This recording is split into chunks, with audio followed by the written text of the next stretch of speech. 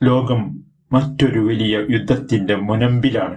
അമേരിക്കയും ഇസ്രായേലും ഇറാനും തമ്മിലുള്ള ഈ പോരാട്ടം വെറുമൊരു മണ്ണിലെ യുദ്ധമല്ല, മറിച്ച് ലോകത്തിന്റെ സമ്പദ്വ്യവസ്ഥയെ തന്നെ തകിടം മറിക്കാൻ പോകുന്ന ഒരു വലിയ ചതുരംഗ കളിയാണ്. ആരാണ് ഈ കളിക്ക് പിന്നിൽ? ആരുടെ പേസാണ് ഈ യുദ്ധം കൊണ്ട് കീറിപ്പോകുന്നത്? ലോകം ഭയക്കുന്ന ഈ രഹസ്യങ്ങളുടെ ചുരുള് ഇവിടെ അയക്കാൻ പോവുകയാണ്. വീഡിയോ പൂർണ്ണമായി കാണുക, കാരണം നിങ്ങളുടെ ജീവിതത്തെ ബാധിക്കുന്ന പലതും ഇതിലുണ്ട്. നിങ്ങളുടെ ജീവൻ തന്നെ മാറ്റിമറിക്കാൻ പോവുകയാണ്. സാമ്പത്തിക വ്യവസ്ഥ തന്നെ, നാടിന്റെ വ്യവസ്ഥ തന്നെ മാറാൻ പോവുകയാണ്.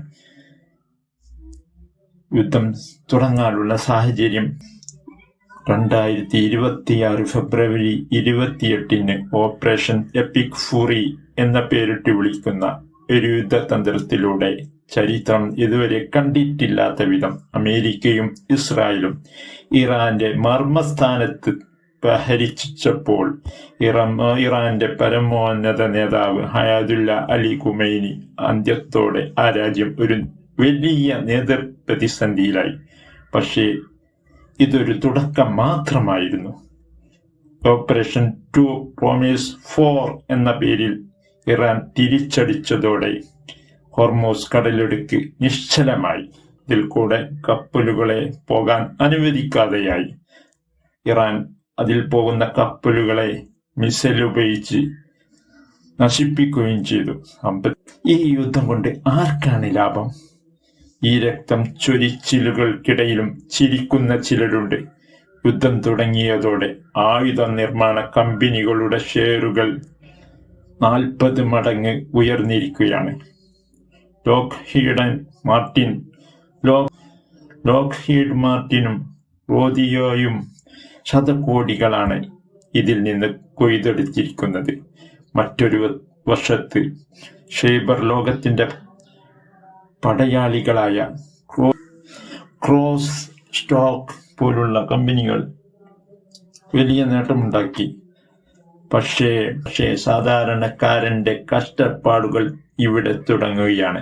ഹോർമൂസ് കടലിടുക്കിലൂടെയുള്ള എണ്ണ വിതരണം തടസ്സപ്പെട്ടതോടെ പെട്രോൾ വില ലിറ്ററിന് 150 രൂപ കടന്നേക്കാം. ഇത് പണപ്പെരുപ്പത്തിന് കാരണമാകും.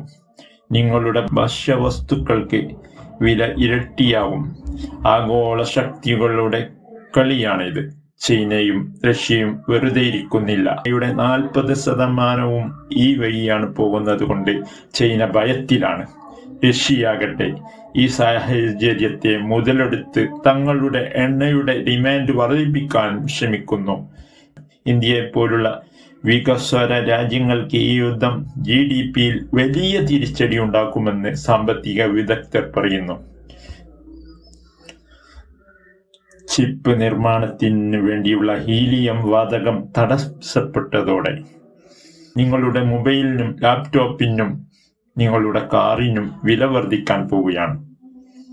ഖത്തറിൽ നിന്നുള്ള ഹീലിയം വാതകം ഹോർമൂസ് കടലിടുക്ക് വഴി പോരേണ്ടതിനാൽ അവിടെ തടഞ്ഞതുകൊണ്ട് നമ്മുടെ സാമ്പത്തികം മാന്ദ്യമുണ്ടാകാൻ സാധ്യതയുണ്ട്. സുഹൃത്തുക്കളെ, തോക്കുകൾ വിശ്രമിക്കുമ്പോഴേക്കും ലോകം മറ്റൊരു സാമ്പത്തിക ക്രമത്തിലേക്ക് മാറിയിട്ടുണ്ടാകും. യുദ്ധം കൊണ്ട് സമ്പന്നർ കൂടുതൽ സമ്പന്നരാകുമ്പോൾ സാധാരണക്കാരായ ജനങ്ങൾ വിലക്കയറ്റത്തിൽ വീർപ്പുമുട്ടുകയും അവരുടെ സാമ്പത്തിക ശേഷി താഴോട്ട് വരുന്നതിനാൽ സാമ്പത്തികമായവർ താഴോട്ട് വരികയും സമ്പന്നർ മുതലാളിയാവുന്നതോടുകൂടെ തന്നെ പാവപ്പെട്ടവൻ വീണ്ടും പാവപ്പെട്ടവനാവുകയും ചെയ്യുന്നു. ഇതിനെക്കുറിച്ച് നിങ്ങളുടെ അഭിപ്രായം എന്താണ്? ഈ യുദ്ധം നമുക്ക് ഗുണകരമാണോ? താഴെ കമന്റ് ചെയ്യൂ. അറിവുകൾക്കായി ഈ ചാനൽ സബ്സ്ക്രൈബ് ചെയ്യൂ. നന്ദി, നമസ്കാരം.